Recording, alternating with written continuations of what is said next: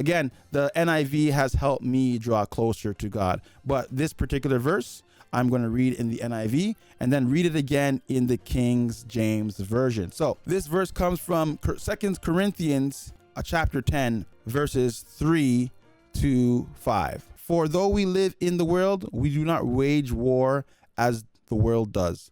For the weapons we fight with are not the weapons of the world. On the contrary, they are divine power to demolish strongholds. We demolish arguments and every pretension that sets itself up against the knowledge of God. And we take captive every thought and make it obedient to Christ. All right. That basically says, guys, that even though we live in this world, we don't wage war against the world with the things of the world. So I'm not going to take up a literal sword and fight against people on earth because they're considered a sinner or they're arguing with me. I'm not going to wage war. I'm not going to pick up a gun, right? We are going to wage war with the mental aspect of things.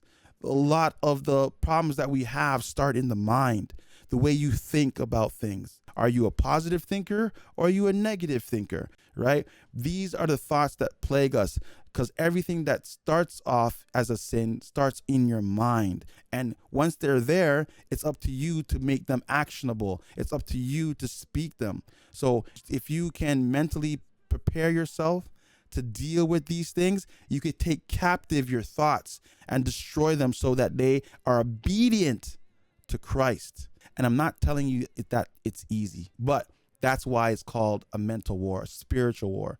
We take captive every thought and make it obedient to Christ. This is such a powerful verse, guys.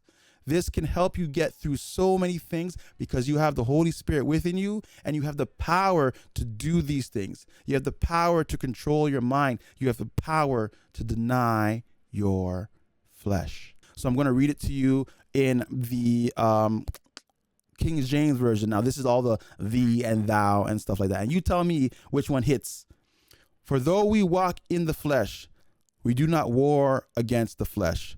For the weapons of our warfare are not carnal, but mighty through God to the pulling down of strongholds, casting down imaginations and every high thing that exalts itself against the knowledge of God, and bringing into captivity every thought to the obedience of Christ.